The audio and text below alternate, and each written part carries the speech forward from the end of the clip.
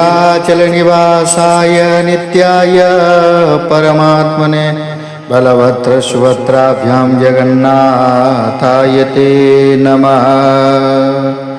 जय जगन्नाथ। प्रिय भक्तवृंद, आपण को अमृतवाणी ओडिया चैनल को हार्दिक स्वागत। आज आम जाना जगन्नाथ विश्व प्रसिद्ध रथयात्रा संपूर्ण कथा। स्नान पूर्णिमा आरंभ कर अनवसर, नवजौवन दर्शन, रथयात्रा, हेरा पंचमी, बाहुड़ा यात्रा, सुनावेश, अधरपणा एवं नीलाद्रि विजय पर्यंत प्रत्येक नीतिर महत्व और आध्यात्मिक रहस्य जानिबा। तेबे आसंतु भक्ति भाव श्री जगन्नाथ महाप्रभु को यह दिव्य लीला सामिल हेबा एवं रथयात्रार महिमा श्रवण करी निज जीवन को पवित्र करिबा। वीडियोटी को शेष पर्यंत निश्चय देखंतु। रथयात्रा होची ओडिशार पुरी रे पालित हेउतबा भगवान जगन्नाथंकर विश्व प्रसिद्ध पर्व। प्रतिवर्ष आषाढ़ शुक्ल द्वितीय तिथि रे भगवान जगन्नाथ, बलभद्र, देवी सुभद्रा तीनोटी भव्य रथरे श्रीमंदिर श्री गुंडीचा मंदिर को विजय करती। यह ही रथयात्रा। तीनोटी रथ बाहरी नंदीघोष भगवान जगन्नाथ रथ, बलदेव रथ नाम हूँ तालध्वज, दर्पदलन देवी सुभद्रा रथ। रथयात्रार महत्व भगवान स्वयं भक्त मान पाखक आसती। जाति, धर्म, वर्ण निर्विशेष समस्ते रथ टाणीबार सुजोग पाई थांती। रथ दर्शन, रथ टाणीबार अत्यंत पुण्यमय बोली कहुଯାଇଛି। रथयात्रार मुख्य पर्व एवं आम आलोचना करवा। रथयात्रार मुख्य पर्व गुड़िक कौन कौन थाए?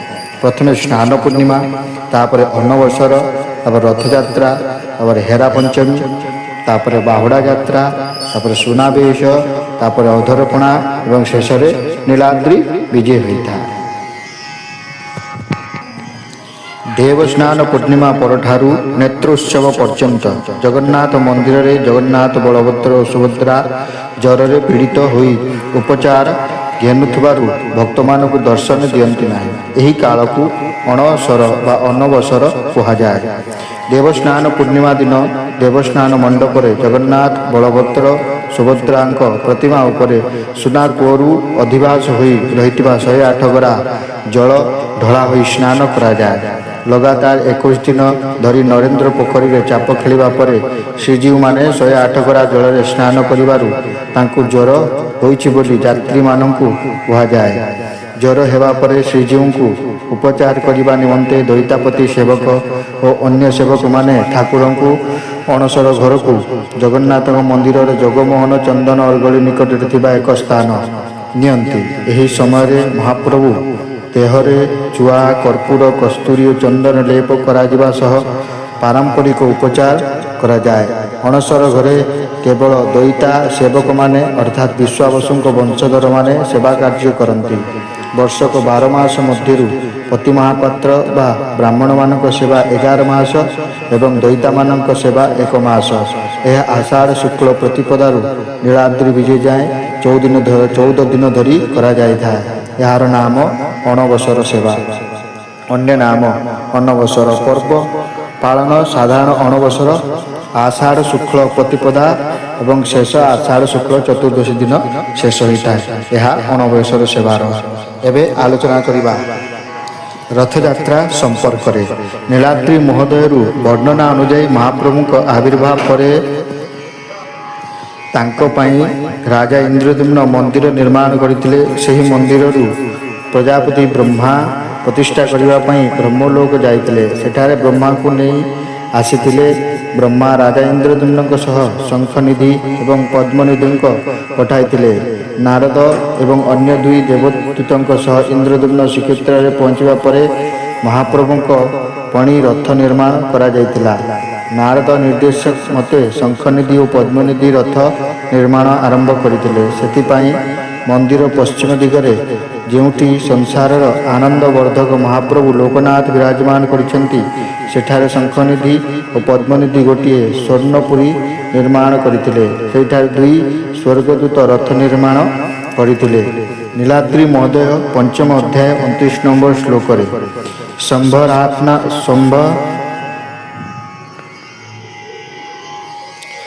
संभारान रुचिरान कृतान रथत्रयमतः परम नानालंकार संयुक्तम दिव्यांबरम ସୁମଣ୍ଡିତମ୍ ଅର୍ଥାତ୍ ସ୍ୱର୍ଣ୍ଣପୁରୀରେ ଦେବଦୂତ ଦ୍ୱୟ ନାନା ରୁଚିର ଅଳଙ୍କାରମାନ ସଂଯୁକ୍ତ କରି ରଥ ତିନୋଟି ନିର୍ମାଣ କରିଥିଲେ। ନାରଦ କହିବା ଅନୁସାରେ ସେହି ରଥ ତିନୋଟିକୁ ସୁନ୍ଦର ଓ ନରମ ବସ୍ତ୍ର ଦ୍ୱାରା ସଜାଇଥିଲେ। ସେଥିରେ ନାନା ରତ୍ନ ସ୍ୱର୍ଣ୍ଣ ଅଳଙ୍କାରମାନ ଲଗାଇଥିଲେ। ନିର୍ମମେ ନାରଦୋକ୍ତେ ତଚ୍ଚକ୍ତୈ ସଂଯୁକ୍ତମାୟସେ ନାନାଲଙ୍କାର ରତ୍ନ ସମ୍ମୁଲ୍ଲାସଂ ହେମଂ ଚାରୁତରଂ ଦ୍ୱିଜା। ରଥଚକ୍ର ଗୁଡ଼ିକ ଲୁହାରେ ତିଆରି କରିଥିଲେ। ରଥଚକର ଅରଗୁଡ଼ିକ ସୁନାରେ ତିଆରି କରିଥିଲେ। ସୁନା ଚକ ବେଶ ଆକର୍ଷିତ ହେଉଥିଲା। ରଥ କେବଳ ରତ୍ନ ଏବଂ ସ୍ୱର୍ଣ୍ଣ ଅଳଙ୍କାରମାନ ଲଗାଯାଇ ନଥିଲା, ଏହାର ଚାରିପଟେ ନାନା ଅବତାରମାନଙ୍କରେ ପ୍ରକଟିତ ହୋଇଥିବେ ଭଗବାନଙ୍କ ଲୀଳା ଚିତ୍ରିତ କରାଇ ଚଳନ୍ତି ପ୍ରତିମା ତିଆରି କରାହୋଇଥିଲା। ସେଗୁଡ଼ିକ ପାର୍ଶ୍ୱ ଦେବାଦେବୀ ଭାବେ ସଂଯୋଗ କରି ସାରଥୀ ବସାଇଥିଲେ। ସୁନାରେ ଘୋଡ଼ା ନିର୍ମାଣ କରି ରଥରେ ସଂଯୋଗ କଲେ। ଦେଖିଲା ମାତ୍ରକେ ଦର୍ପ ପ୍ରକାଶ କରୁଥିବା ସମୁଜ୍ଜ୍ୱଳ ଆକୃତିର ଦୁଇଟି ନିଧି ସେହି ରଥରେ ମଣ୍ଡିତ କଲେ।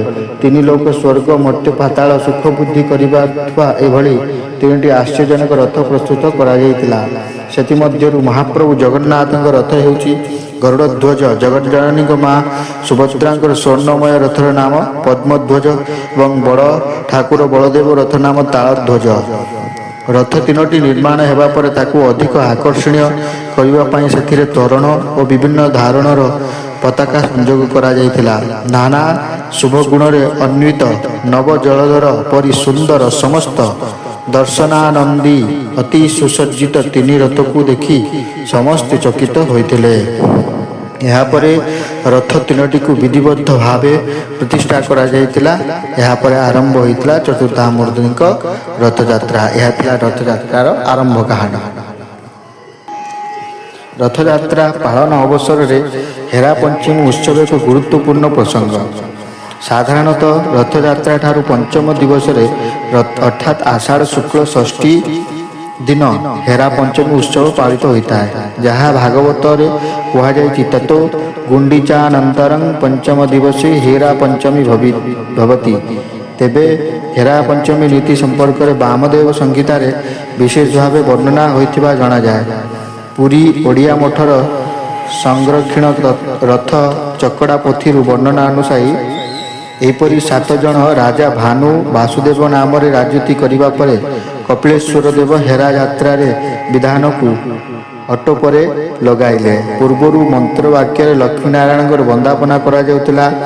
ଯାତ୍ରାର ପଞ୍ଚମ ଦିବସ କପିଳେଶ୍ୱର ସୁବର୍ଣ୍ଣ ଲକ୍ଷ୍ମୀ ଗଡ଼ାଇ ହେରା ଗୋହିରୀ ବସାଇ ଆଡ଼ମ୍ବରରେ ପଞ୍ଚ ପାଣ୍ଡବଙ୍କୁ ନେଇ ହେରା ପଞ୍ଚମୀ କଲେ। ଚକଡ଼ା ପୋଥି 24ରେ ଗୁଣ୍ଡିଚାୟା ପଞ୍ଚମ ଦିବସେ ବିମାନେ ପରି ଶ୍ରୀ ମହାଲକ୍ଷ୍ମୀ ଗୃହୀତ୍ୱା ରଥ ସମୀପେ ତିଷ୍ଠେତ୍। ତतो ଜନାନ୍ ପ୍ରେକ୍ଷିତ୍ୱା ଜଗନ୍ନାଥ ଦେବସ୍ୟ ସେବକାନ୍ ୟେତ୍। तान् लक्ष्मी समीपे स्थापयित्वा तत्र दासी दासयो उक्ति प्रत्युक्ति भवति। ततो महालक्ष्मी जगन्नाथ देवस्य समीपं गत्वा सम्मुखे तिष्ठेत्। ततो देवं कर्पूरात्रिकं दद्यात्। एतद्दा रात्रिकं लक्ष्मी दत्त्वा दुर्वाक्ष्यते देवं देवीं च वन्दापयेत्। ततो जगन्नाथ देवस्य प्रसादमालं लक्ष्मी दद्यात्। ततो लक्ष्मी कर्पूरवं चन्दनं मोहनं चूर्णं गृहीत्वा देवसोपरि प्रक्षिपेत्। ततो स्वगृहं प्रति देवी मानयेत्। लक्ष्मी स्वस्थाने प्रवेशयेत्। इति हेरा यात्रा। यह थिला हेरा यात्रार कहानी। हेरा पंचमी यात्रा संपर्क सुंदर जनश्रुति व आख्या रही। ताहेला जगन्नाथ तांकर भ्राता भगिनीक सह रथयात्रा गुंडीचा घर को यात्रा करने फल पति विरह विधुरा लक्ष्मी ठाकुराणी को शोकीय विरह व्यथा भगिनी कल्पा विमला देवी पाखर वर्णना करी प्रतिकार परामर्श जाइथिले। ଏହି ବିଷୟରେ ବାମଦେବ ସଂହିତାରେ ବର୍ଣ୍ଣନା ହୋଇଛି। ବିମଳା ଦେବୀ ଲକ୍ଷ୍ମୀଙ୍କୁ ସାନ୍ତ୍ୱନା ବାକ୍ୟରେ ବୁଝାଇ କହିଥିଲେ ଯେ ସ୍ୱାମୀ ଯଦି କେବେ ବିବେକ ଶୂନ୍ୟ ହୋଇ କରଣୀୟ ବୋଲି ମନେ କରନ୍ତି ତେବେ ତାଙ୍କୁ ଉଚ୍ଚାଟିତ କରିବାକୁ ପଡ଼ିଥାଏ। ତେଣୁ ତୁମ ମୋହଚୂର୍ଣ୍ଣ ନେଇ ସ୍ୱାମୀଙ୍କ ନିକଟକୁ ଯାତ୍ରା କରିବା ଉଚିତ।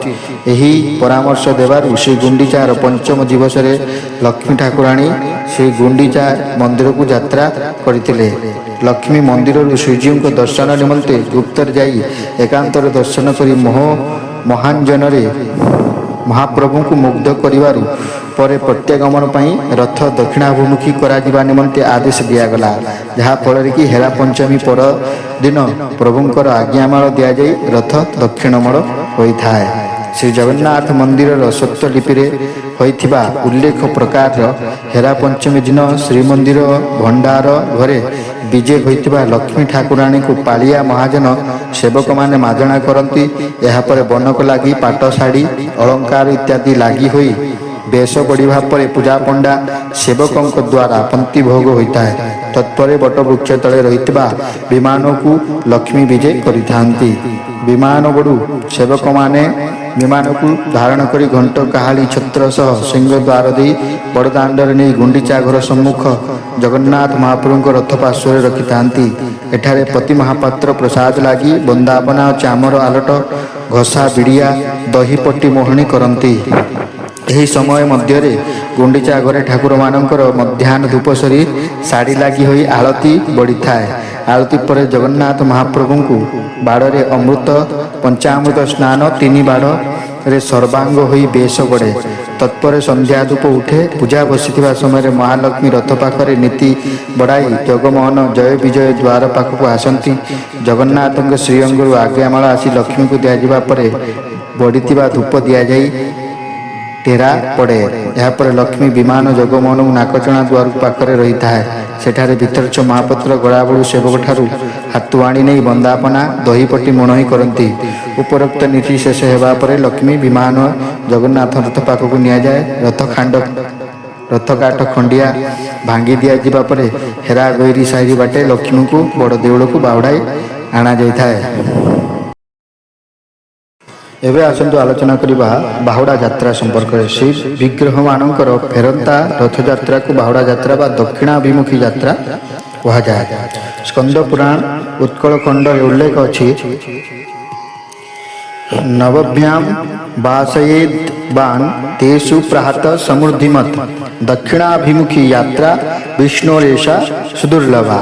ସ୍କନ୍ଦ ପୁରାଣ ଉତ୍କଳ ଖଣ୍ଡ ଅର୍ଥାତ୍ ନବମ ଦିବସରେ ଦେବତାମାନଙ୍କୁ ରଥରେ ଅଧିଷ୍ଠିତ କରାଇବେ। ଉକ୍ତ ଦିନ ପ୍ରାତଃକାଳ ଅତ୍ୟନ୍ତ ସମୃଦ୍ଧିବାନ ଅଟେ। ସେହିଦିନ ବିଷ୍ଣୁଙ୍କର ପାଳିତ ଦକ୍ଷିଣାଭିମୁଖୀ ଯାତ୍ରା ଅତ୍ୟନ୍ତ ଦୁର୍ଲଭ। ସମ୍ପୂର୍ଣ୍ଣ ଯାତ୍ରାକୁ 3ଟି ଅଙ୍ଗ ରୂପେ ଧରାଯାଇଛି। ଏଥିମଧ୍ୟରୁ ଗୋଟିଏ ଅଙ୍ଗ ଗୁଣ୍ଡିଚା ମଣ୍ଡପରେ ବାସ, ଦ୍ୱିତୀୟ ଅଙ୍ଗ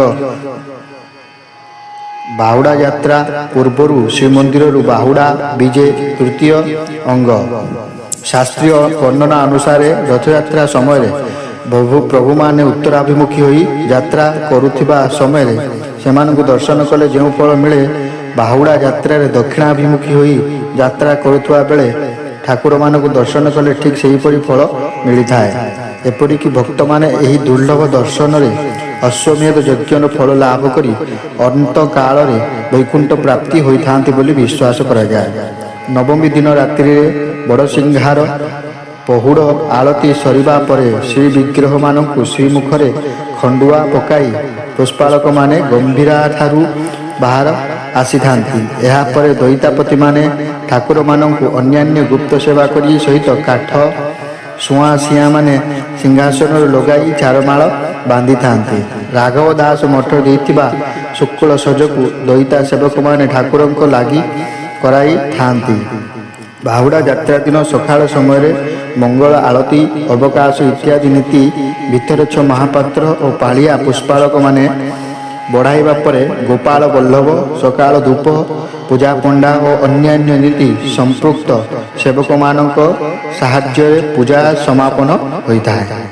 ଏହାପରେ ଦଇତାପତିମାନେ ଶ୍ରୀବିଗ୍ରହମାନଙ୍କର ସେନାପଟା ଲାଗି ଗୁପ୍ତ ନୀତି କରିଥାନ୍ତି।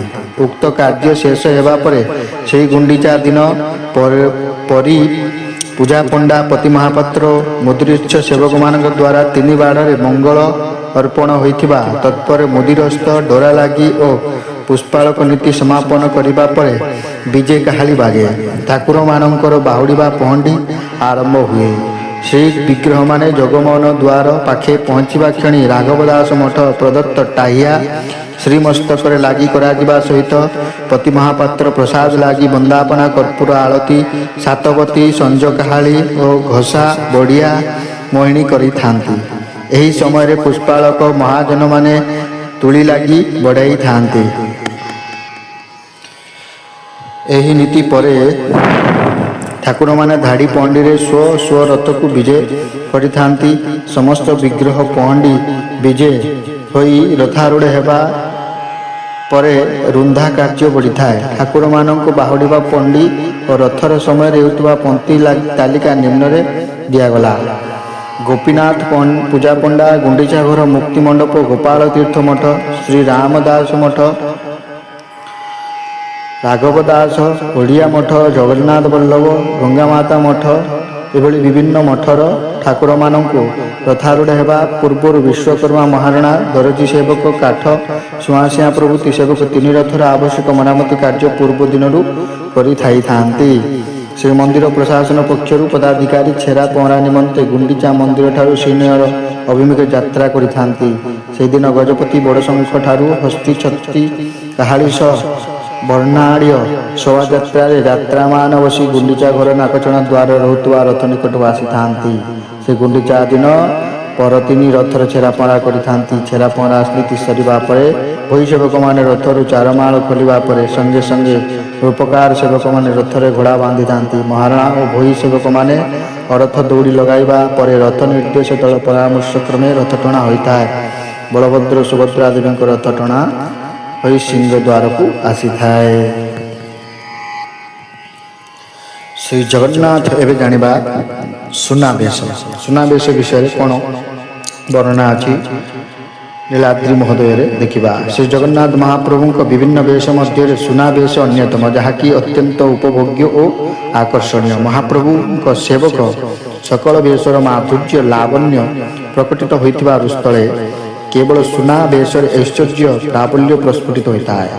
ମନ୍ଦିରସ୍ଥ ରତ୍ନସିଂହାସନ ପରେ ସେ ବିଗ୍ରହମାନେ ବିଭିନ୍ନ ତିଥିରେ ଯଥା କାର୍ତ୍ତିକ ପୂର୍ଣ୍ଣିମା, କୁମାର ପୂର୍ଣ୍ଣିମା, ଦୋଳ ପୂର୍ଣ୍ଣିମା, ଦଶହରା ପ୍ରଭୃତି ଦିବସମାନଙ୍କରେ ରାଜାବେଶ, ରାଜରାଜେଶ୍ୱର ଇତ୍ୟାଦି ସୁନାବେଶରେ ସୁସଜ୍ଜିତ ହୋଇଥିଲେ ହେଁ ଶ୍ରୀ ଗୁଣ୍ଡିଚା ରଥଯାତ୍ରା ଅନ୍ତିମ ପର୍ଯ୍ୟାୟରେ ଅର୍ଥାତ୍ ଆଷାଢ଼ ଶୁକ୍ଳ ଏକାଦଶୀ ଦିନ ସିଂହଦ୍ୱାରଠାରେ ଦଣ୍ଡାୟମାନ ଥିବା ତିନି ରଥ ଉପରେ ଆକର୍ଷଣୀୟ ସୁନାବେଶ ହୋଇ ଲକ୍ଷ ଲକ୍ଷ ଭକ୍ତଙ୍କୁ ଦର୍ଶନ ଦେବା ହେଇଥାନ୍ତି। ଏହି ସୁନାବେଶର ପ୍ରଚଳନ ଓଡ଼ିଶା ଇତିହାସ ସମ୍ପର୍କରେ ଜଣାଯାଏ ଯେ ଓଡ଼ିଆ ଜାତିର ପରମାଦ୍ୟ ଶ୍ରୀ ଜଗନ୍ନାଥଙ୍କୁ ରାଷ୍ଟ୍ର ଦେବତା ରୂପେ ସ୍ୱୀକାର କରି ଏହି ରାଜ୍ୟର ରାଜା ମହାରାଜାମାନେ ସ୍ୱୟଂ ରାଉତ ଏବଂ ଆଦେଶ ବାହକ ରୂପେ ମହାପ୍ରଭୁଙ୍କ ସେବା ନିର୍ବାହ କରିଥିବା ପ୍ରମାଣ ଶିଳାଲେଖାରୁ ମିଳିଅଛି। ତୃତୀୟ ଅନଙ୍ଗ ଭୀମଦେବ 1211-1238 ଜଗନ୍ନାଥଙ୍କୁ ଉତ୍କଳର ପ୍ରକୃତ ରାଜା ନିଜକୁ ତାଙ୍କର ଜନୈକ ଅଙ୍କିଚନର ସେବକ ଭାବେ ସର୍ବପ୍ରଥମେ ଘୋଷଣା କରିଥିଲେ। ତାପରେ ତାଙ୍କ ପୁତ୍ର ଭାବେ ନାଙ୍ଗୁଳା ନରସିଂହ ଦେବ 1238-1266 ମଧ୍ୟ ନିଜକୁ ପୁରୁଷୋତ୍ତମ ପୁତ୍ର ଭାବେ ଅଭିହିତ କରିଥିଲେ। ଭାନୁଦେବ ତୃତୀୟ 1303-1328 ଜଗନ୍ନାଥଙ୍କୁ ରାଜାଧିରାଜ ରୂପେ ସ୍ୱୀକାର କରି ମହାପ୍ରଭୁଙ୍କ ନାମରେ ଅଙ୍କ ଗଣନା ଆରମ୍ଭ କରିଥିଲେ। ସୂର୍ଯ୍ୟବଂଶୀ ରାଜା କପିଳେନ୍ଦ୍ର ଦେବ 1435-1466 ଜଗନ୍ନାଥଙ୍କୁ ଜାତୀୟ ଦେବତା ରୂପେ ପ୍ରଚାର କରି ନିଜକୁ ତାଙ୍କର ସେବକ ଭାବେ ସ୍ୱୀକାର କରିଥିଲେ। ଏହିପରି ଅନଙ୍ଗ ଭୀମ ଦେବ ପୁରୁଷୋତ୍ତମ ଦେବ ଜଗନ୍ନାଥଙ୍କୁ ଓଡ଼ିଶାର ରାଜା ରୂପେ ମାନ୍ୟତା ପ୍ରଦାନ କରି ଉଭୟ 2 ବର୍ଷ ଧରି ଅଭିଷେକ ହୋଇନଥିଲେ। କେତେ ଗବେଷକଙ୍କ ମତରେ ରଥ ଉପରେ ଠାକୁରମାନଙ୍କ ଏହି ବେଶ ନାମ ବଡ଼ ତଡ଼ାଉ ବେଶ। ବଡ଼ ତଡ଼ାଉ ବେଶ ମତରେ କପିଳେନ୍ଦ୍ର ଦେବ 1460ରେ ଦକ୍ଷିଣ ବିଜୟରୁ ଫେରିବା ବେଳେ 12ଟି ହାତୀ ପିଠିରେ ବୋଝେଇ ସୁନାଳଙ୍କାର ଆଣିଥିଲେ। ଏହାକୁ ମହାପ୍ରଭୁଙ୍କୁ ଅର୍ପଣ କରି ନେଇ ଜୟ ବିଜୟ ଦ୍ୱାରସ୍ଥିତ ଶିଳାଲେଖରେ ସୂଚିତ ରହିଛି। ଅଳଙ୍କାର ସମ୍ପର୍କରେ ରାଜା ବଡ଼ତଡ଼ାଉଙ୍କ ପରାମର୍ଶ ନେଇଥିଲେ। ରତ୍ନବେଦୀରେ ମହାପ୍ରଭୁ ବିଭିନ୍ନ ବେଶ ସବୁ ବର୍ଗର ଭକ୍ତ ଦର୍ଶନ କରି ପାରୁନାହାନ୍ତି, ତେଣୁ ରଥ ଉପରେ ସବୁ ବର୍ଗର ଦର୍ଶନ ପାଇଁ ମହାପ୍ରଭୁଙ୍କ ସୁନାବେଶ କରାଇବାକୁ ବଡ଼ତଡ଼ାଉ ରାଜାଙ୍କୁ ବିନୀତ କରିଥିଲେ। ଦକ୍ଷିଣାଭିମୁଖୀ ଯାତ୍ରାର 3 ରଥ ସିଂହଦ୍ୱାରରେ ପହଞ୍ଚିବା ପରେ ବଡ଼ ଏକାଦଶୀ ଦିନ ରଥ ଉପରେ ସୁନାବେଶ କରିବାକୁ ରାଜା ଅନୁମତି ଦେଇଥିଲେ। ପ୍ରତିବର୍ଷ ଆଷାଢ଼ ଶୁକ୍ଳ ଏକାଦଶୀ ତିଥି ଦିନରେ ମଧ୍ୟାହ୍ନ ଧୂପ ଶେଷ ସଭା ପରେ ରଥ ଉପରେ ଚତୁର୍ଦ୍ଧାମୂର୍ତ୍ତିଙ୍କ ସୁନାବେଶ ଅନୁଷ୍ଠିତ ହୋଇଥାଏ। ଏହି ସୁନାବେଶ ସମଗ୍ର ରତ୍ନଭଣ୍ଡାରୁ ଘରୁ ପାଳିଆ, ମେକାପ, ଖୁଣ୍ଟିଆ, ସେବକ, ମାଜିଷ୍ଟ୍ରେଟ, ପୁଲିସ, ମନ୍ଦିର ଅଧିକାରୀ ତଥା ଗାରଦ କର୍ମଚାରୀମାନଙ୍କ ସହାୟତାରେ ତିନି ରଥ ଉପରକୁ ଆସିଥାଏ। ପାଳିଆ, ପୁଷ୍ପାଳକ, ଦଇତାପତି, ଖୁଣ୍ଟିଆ, ମେକାପ, ତଳୁଚ୍ଛ, ଭିତରଚ୍ଛ ପ୍ରଭୃତି ସେବକମାନେ ଉପସ୍ଥିତ ରହି ଶ୍ରୀବିଗ୍ରହମାନଙ୍କ ସୁନାବେଶ କରିଥାନ୍ତି। ଏବେ ଆସନ୍ତୁ ଜାଣିବା ଅଧରପଣା। ଅଧରପଣା ଭୋଗ ବିଷୟରେ। ବାହୁଡ଼ା ଯାତ୍ରା ପରେ ସିଂହଦ୍ୱାରରେ ତିନି ରଥ ଉପରେ ସୁନାବେଶ ତତ୍ପରଦିନ ଠାକୁରମାନଙ୍କ ଉଦ୍ଦେଶ୍ୟରେ ଅଧରପଣା ଭୋଗ ହୋଇଥାଏ।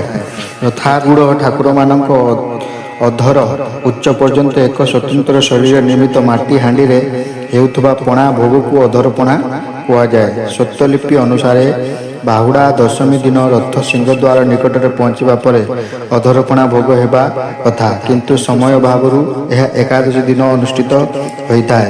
ପ୍ରକୃତ ପକ୍ଷେ ଏହା ଏକାଦଶୀ ଦିନ ମଧ୍ୟ ହୋଇ ନପାରି ଦ୍ୱାଦଶୀ ତିଥିରେ ଏହି ଅଧରପଣା ଭୋଗ କରାଯାଉଛି। ଗବେଷକ ଡକ୍ଟର ସୁରେନ୍ଦ୍ର କୁମାର ମିଶ୍ର ଓଡ଼ିଆ ମଠରୁ ପ୍ରାପ୍ତ ସନନ୍ଦକୁ ଆଧାର କରି ଉଲ୍ଲେଖ କରିଛନ୍ତି ଯେ ପୂର୍ବେ ବାହୁଡ଼ା ଦଶମୀ ଦିନ 3 ହାଣ୍ଡି, ଏକାଦଶୀରେ 3 ହାଣ୍ଡି, ଦ୍ୱାଦଶୀରେ 3 ହାଣ୍ଡି, ଏହିପରି 9 ହାଣ୍ଡି ଅଧରପଣା ଓ ବଳଭଦ୍ରଙ୍କ ରଥରେ ରାମ କୃଷ୍ଣ ଉଦ୍ଦେଶ୍ୟରେ 2 ସାନ ହାଣ୍ଡି, ଜଗନ୍ନାଥଙ୍କ ରଥରେ ମଦନ ମୋହନ ଠାକୁରଙ୍କ ନିମନ୍ତରେ 1 ସାନ ହାଣ୍ଡି, କ୍ରମେ ମୋଟ 12 ହାଣ୍ଡି ଅଧରପଣା ଭୋଗ ହେଉଥିଲା। ସମ୍ପ୍ରତି 3 ରଥ ପାଇଁ ଦ୍ୱାଦଶୀ ପାଇଁ ମୋଟ 9ଟି ହାଣ୍ଡି ଭୋଗ ହେଉଛି। ଆଷାଢ଼ ଶୁକ୍ଳ ଏକାଦଶୀ ଦିନ ରଥ ଉପରେ ଠାକୁରମାନଙ୍କୁ ମଧ୍ୟାହ୍ନ ଧୂପ ଶେଷ ହେବା ପରେ ଅଧରପଣା ପ୍ରସ୍ତୁତି ଓ ନୀତି ଆରମ୍ଭ ହୋଇଥାଏ। ମନ୍ଦିର ପ୍ରଶାସନ ରାଘବ ଦାସ ଓ ବଡ଼ ଓଡ଼ିଆ ମଠ ପ୍ରଦତ୍ତ ଛାଟି, ସର, କଦଳୀ, ଛେନା, ଗୋଲମରିଚ, ଗୁଣ୍ଡ କର୍ପୂର, ଜାଇଫଳ ଇତ୍ୟାଦି ପଣାଦ୍ରବ୍ୟ ସାମଗ୍ରୀ ପାଳିଆ ମହାସୁଆର ରଥ ଉପରେ ରଖିଥାନ୍ତି। ପ୍ରତ୍ୟେକ ଠାକୁରଙ୍କ ସମ୍ମୁଖରେ ରଥ ଉପରେ ଭୋଗ ହେଉଥିବା ସ୍ଥାନରେ ମହାପ୍ରଭୁମାନଙ୍କର ଶ୍ରୀଅଧର ଉଚ୍ଚ ଥିବା ତମ୍ବୁ ଆକୃତି ଭଳି ମାଟିର 3ଟି ହାଣ୍ଡି ରଖାଯାଏ, କିନ୍ତୁ ପ୍ରତ୍ୟେକ ହାଣ୍ଡି ସମାନ ମାପର ହୋଇନଥାଏ।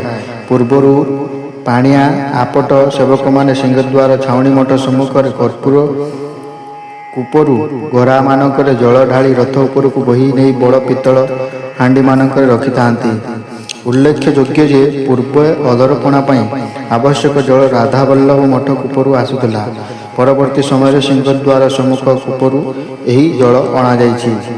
ଜଳ ବୁହା ବେଳେ ମନ୍ଦିର ଚର୍ଚ୍ଚା ଓ ବରକନ୍ଦାଜ କର୍ମଚାରୀମାନେ ଆଗରେ ଗୁଆ ଖୋଳପା ଧରି ଲୋକଙ୍କୁ ଆଡ଼ାଇଥାନ୍ତି, ଯେପରି କେହି ଜଳକୁ ସ୍ପର୍ଶ କରିପାରିବେ ନାହିଁ। ଅଧରପଣା ଭୋଗ ପୂର୍ବରୁ ମହାସୁଆରମାନ ଥାଇ ଭିତରଚ୍ଛ ଚଳୁଚ୍ଛ ଓ ସୁଭଦ୍ରାଙ୍କ ରଥର ପାଳିଆ ପୁଷ୍ପାଳକ ଅଧର ଆଗରେ ଖଣ୍ଡେ ନୂଆ ଗାମୁଛା ଟେରା ଧରିଥାନ୍ତି। ଅଧରପଣା ହାଣ୍ଡି ଉପରେ ଖଣ୍ଡେ ଲଗାଇ ଲେଖାଏଁ ଧଳା ଜାରକିନ କପଡ଼ା ପକାଯାଏ। ଜଳ ଛଣା ଉଦ୍ଦେଶ୍ୟରେ ଏହା ପକାଯାଏ ବୋଲି କଥିତ ରହିଛି। ମହାସୁଆରମାନେ ପ୍ରତି ରଥ ଅଧର ହାଣ୍ଡି ପଣା ପ୍ରସ୍ତୁତ କରିଥାନ୍ତି। ଏହାପରେ ପତିବଡ଼ୁ, ସୁଆରବଡ଼ୁ ଓ ଗୋରାବଡ଼ୁ ପାଳିଆ ସେବକ 3 ରଥରେ ପୂଜା ଠା କରନ୍ତି। ତତ୍ପରେ ପାଳିଆ ପୂଜା ପଣ୍ଡା ପଞ୍ଚପଜାର ପୂଜା କରିଥାନ୍ତି। ତାପରେ ପରମ୍ପରା ଅନୁଯାୟୀ ଠାକୁରମାନଙ୍କୁ ସୁନାବେଶର ଅଧରପଣା ପରଦିନ ଶ୍ରୀବିଗ୍ରହ। ଏବେ ଶେଷରେ ନୀଳାଦ୍ରି ବିଜେ ବିଷୟରେ ଆଲୋଚନା କରିବା। ପରମ୍ପରା ଅନୁଯାୟୀ ଠାକୁରଙ୍କ ସୁନାବେଶ ଅଧରପଣା ପରଦିନ ଶ୍ରୀବିଗ୍ରହମାନେ ଗୋଟି ପହଣ୍ଡିରେ ଶ୍ରୀମନ୍ଦିରକୁ ବିଜେ କରି ରତ୍ନ ସିଂହାସନାଧିଷ୍ଠିତ ହୋଇଥାନ୍ତି। ଶାସ୍ତ୍ରରେ ଯଦିଓ ଉଲ୍ଲେଖ ରହିଛି ଦ୍ୱାଦଶୀ ଦିନ ମହାପ୍ରଭୁ ନୀଳାଦ୍ରି ବିଜେ କରନ୍ତି, କିନ୍ତୁ ପ୍ରକୃତ ପକ୍ଷେ ଏକାଦଶୀ ଦିନ ସୁନାବେଶ, ଦ୍ୱାଦଶୀରେ ଅଧରପଣା, ତ୍ରୟୋଦଶୀ ତିଥିରେ ନୀଳାଦ୍ରି ବିଜେ ହୋଇଥାଏ। ଏହି ପରମ୍ପରା ଦୀର୍ଘ ଅନେକ ବର୍ଷ ଧରି ଅନୁଷ୍ଠିତ ହୋଇ ଆସୁଛି। ନୀଳାଦ୍ରି ବିଜେ, ପହଣ୍ଡି ବିଜେ ପୂର୍ବରୁ ଶ୍ରୀମନ୍ଦିର ପ୍ରଶାସନ ଦଇତାପତି ନିଯୋଗ ସହାୟକ ସମ୍ବନ୍ଧରେ ଆଲୋଚନା କରାଯାଇ ପହଣ୍ଡି କରାଯାଇଥାଏ। ନୀଳାଦ୍ରି ବିଜେ ଦିନ ରଥ ଉପରେ ଠାକୁରମାନଙ୍କ ସନ୍ଧ୍ୟା ଧୂପ ନୀତି ସରିବା ପରେ ପ୍ରତି ରଥରେ ଚାରମାଳ ବନ୍ଧା ଯାଇଥାଏ। ଏହାପରେ ଦର୍ଶକ ନିମିତ୍ତ କିଛି ସମୟ ଭକ୍ତମାନଙ୍କୁ ରଥ ଉପରକୁ ଛଡ଼ା ଯାଇଥାଏ। ପ୍ରଥମେ ବିଜେ କାହାଳି ବାଜିବା ପରେ ବନ୍ଦାପନା ଡୋରି ଲାଗି ନୀତି ହୋଇଥାଏ। ଏବେ ଆଉ ଭକ୍ତମାନଙ୍କୁ ରଥ ଉପରକୁ ଛଡ଼ାଯାଉ ନାହିଁ। ପୁଷ୍ପାଳକ ମହାଜନମାନେ ସର୍ବପ୍ରଥମେ ମଦନ ମୋହନ ଓ ରାମକୃଷ୍ଣ ବିଗ୍ରହଙ୍କୁ ହସ୍ତରେ ଧରି ଦକ୍ଷିଣୀ ଘରକୁ ବିଜେ କରିଥାନ୍ତି। ତାପରେ ଗୋଟି ପହଣ୍ଡି କ୍ରମରେ ସୁଦର୍ଶନ, ବଳଭଦ୍ର, ସୁଭଦ୍ରା ପହଣ୍ଡି ହୋଇ ଗମ୍ଭୀରାକୁ ବିଜେ କରାଯାଏ। ପହଣ୍ଡି ବିଜେ ପୂର୍ବରୁ ରତ୍ନସିଂହାସନ, ତ୍ରିମୁଣ୍ଡିଆ ଚାନ୍ଦୁଆ ବନ୍ଧାଯାଏ ଓ ଅଖଣ୍ଡ ବୈଠା ବସେ। ଠାକୁରମାନେ ପହଣ୍ଡିରେ ଆସିବା ବେଳେ ମନ୍ଦିର ପରିସରସ୍ଥ ଶୁଆସାରି ଦେଉଳଠାରେ ପ୍ରସାଦ ଲାଗି ଘଷା, ବିଡ଼ିଆ, ମଣୋହି ବନ୍ଦାପନା ନୀତି କରାଯାଇଥାଏ। ଜଗମୋହନଠାରେ ମଧ୍ୟ ଏହି ନୀତି ପାଳିତ ହୋଇଥାଏ। ସୂଚନାଯୋଗ୍ୟ ଯେ ଶ୍ରୀଗୁଣ୍ଡିଚା ମନ୍ଦିରଠାରେ ରଥ ଉପରକୁ ଠାକୁରମାନେ ଗୁଣ୍ଡିଚା ଘର ସିଂହାସନକୁ ପହଣ୍ଡି ବିଜେ କରିବା ସମୟରେ ଯେଉଁ ପ୍ରକାର ନୀତି ଅନୁଷ୍ଠିତ ହୋଇଥାଏ, ଠିକ୍ ସେହିପରି ସିଂହଦ୍ୱାରଠାରେ ନୀଳାଦ୍ରି ବିଜେ ପହଣ୍ଡି ସମନୀତି ପାଳିତ ହୁଏ। ଜଗନ୍ନାଥ ମହାପ୍ରଭୁ ପହଣ୍ଡି ବିଜେ କରି ଚାରମାଳ ଉପରକୁ ଆସିଲେ ଲକ୍ଷ୍ମୀ ଠାକୁରାଣୀ ଭେଟ ମଣ୍ଡପକୁ ଆସିଥାନ୍ତି। ଉଭୟ ଜଗନ୍ନାଥ ଲକ୍ଷ୍ମୀ ଠାକୁରାଣୀ ପରସ୍ପର ଭେଟ ହୋଇଥାଏ। ଏହାପରେ ଲକ୍ଷ୍ମୀ ତରଫରୁ ଭିତରଚ୍ଛ ବନ୍ଦାପନା ନୀତି ବଢ଼ାଇଥାନ୍ତି। ଏହି ସମୟରେ ପରମ୍ପରା ଅନୁଯାୟୀ ମହାପ୍ରଭୁ ସିଂହଦ୍ୱାର ନିକଟରେ ପହଞ୍ଚିବା ବେଳେ ସାମୟିକ ଭାବେ ଦ୍ୱାର ବନ୍ଦ ହୋଇଥାଏ। କିଛି କ୍ଷଣ ପରେ ଦ୍ୱାର ଖୋଲାଯାଇଥାଏ। ତାହାକୁ ଲକ୍ଷ୍ମୀ ଜଗନ୍ନାଥ କଳି କୁହାଯାଏ। ପୁନଶ୍ଚ ଜଗନ୍ନାଥ ମହାପ୍ରଭୁ ଜୟ ବିଜୟ ଦ୍ୱାର ନିକଟରେ ବିଜେ କରିବା ସମୟରେ ଉକ୍ତ ଦ୍ୱାର ଭିତର ଏପଟୁ ବନ୍ଦ କରାଯାଇଥାଏ। ଲକ୍ଷ୍ମୀ ଠାକୁରାଣୀ ତରଫରୁ ଜୟ ବିଜୟ ଦ୍ୱାର ଭିତରେ ପଟେ ଜୈନିକ ଦେବଦାସୀ ଓ ମହାପ୍ରଭୁ ତରଫରୁ ଜଣେ ଦଇତାପତି ଦ୍ୱାରର ଅପର ପାର୍ଶ୍ୱ ରହିବା ସଙ୍ଗେ ସଙ୍ଗେ ଉଭୟଙ୍କ ମଧ୍ୟରେ ଲୋକ ପରମ୍ପରା ବଚନିକା ପରେ ଜୟ ବିଜୟ ଦ୍ୱାର ଫିଟିଥାଏ। ମହାପ୍ରଭୁ ପହଣ୍ଡି ବିଜେ ଭିତରେ କାଠ ସମ୍ମୁଖସ୍ଥ ଭଣ୍ଡାର ଘରଠାରେ ପହଞ୍ଚିବା ପରେ ଗଇଁଠାଳି ରୁକ୍ମଣୀ ବିବାହ କାଳରେ ଫିଟେ ଓ ବନ୍ଦାପନା, ରସଗୋଲା ଭୋଗ ଇତ୍ୟାଦି ଭିତରଚ୍ଛ ମହାପାତ୍ରଙ୍କ ଦ୍ୱାରା ସମାହିତ ହୋଇଥାଏ। ଏହାପରେ ଘଷା, ବିଡ଼ିଆ, ମଣୋହି ସରିଲେ ମହାପ୍ରଭୁ ରତ୍ନ ସିଂହାସନକୁ ବିଜେ କରିଥାନ୍ତି। ଏଠାରେ ଉଲ୍ଲେଖଯୋଗ୍ୟ ଯେ ଏହି ଦିନ ଶ୍ରୀମନ୍ଦିର ଭିତରେ ଜଗନ୍ନାଥ ମହାପ୍ରଭୁ ରସଗୋଲା ଭୋଗ ହୋଇଥାଏ। ଭିତରଚ୍ଛ ମହାପାତ୍ରଙ୍କ ନିଜସ୍ୱ ଗୃହେ ଅତ୍ୟନ୍ତ ଶୁଦ୍ଧପୂତ ଭାବରେ ରସଗୋଲା ତିଆରି କରାଯାଇଥାଏ। କଥିତ ଅଛି ଯେ ମହାପ୍ରଭୁ ଲକ୍ଷ୍ମୀ ଦେବୀଙ୍କୁ ରସଗୋଲା ଖୁଆଇ ତାଙ୍କର ମନୋରଞ୍ଜନ କରିଥିଲେ ଏବଂ ତାଙ୍କୁ ମନେଇଥିଲେ। ଲକ୍ଷ୍ମୀ ଜଗନ୍ନାଥ କଳି ସମାପନ ହୋଇଥିଲା। ଏହା ଥିଲା ରଥଯାତ୍ରାର ସମ୍ପୂର୍ଣ୍ଣ ବିବରଣୀ। ରଥଯାତ୍ରାରୁ ସ୍ନାନ ପୂର୍ଣ୍ଣିମା ଠାରୁ ଆରମ୍ଭ କରି ନୀଳାଦ୍ରି ପର୍ଯ୍ୟନ୍ତ। ପ୍ରିୟ ଭକ୍ତବୃନ୍ଦ, ଆଶା କରୁଛି ରଥଯାତ୍ରା ସମ୍ପୂର୍ଣ୍ଣ କଥା ଏବଂ ପ୍ରତ୍ୟେକ ନୀତିର ମହତ୍ତ୍ୱ ଆପଣଙ୍କୁ ନିଶ୍ଚୟ ଭଲ ଲାଗିଥିବ। ଯଦି ଏହି ଭିଡ଼ିଓକୁ କିଛି ଶିଖିବାକୁ ପାଇଥାନ୍ତି, ତେବେ ଏହାକୁ ନିଜ ପରିବାର ଓ ବନ୍ଧୁମାନଙ୍କ ସହ ନିଶ୍ଚିତ ସେୟାର କରନ୍ତୁ, ଯାହାଦ୍ୱାରା ସେମାନେ ମଧ୍ୟ ଶ୍ରୀ ଜଗନ୍ନାଥଙ୍କ ଦିବ୍ୟ ଲୀଳା ଓ ମହିମା ବିଷୟରେ ଜାଣିପାରିବେ। ଏଭଳି ସନାତନ ଧର୍ମ, ପୁରାଣ, କଥା, ବ୍ରତ, ପୂଜାବିଧି ଏବଂ ଭକ୍ତିମୟ ଭିଡ଼ିଓ ଦେଖିବା ପାଇଁ ଅମୃତବାଣୀ ଓଡ଼ିଆ ଚ୍ୟାନେଲକୁ ସବସ୍କ୍ରାଇବ୍ କରନ୍ତୁ। ପାଖରେ ଥିବା ବେଲ୍ ଆଇକନ୍ ଦବାନ୍ତୁ। ଶ୍ରୀ ଜଗନ୍ନାଥ ମହାପ୍ରଭୁଙ୍କ ଅସୀମ କୃପା ସଦା ସର୍ବଦା ଆପଣଙ୍କ ପରିବାର ଉପରେ ବର୍ଷା ହେଉ। ଜୟ ଜଗନ୍ନାଥ, ଜୟ ଜଗନ୍ନାଥ।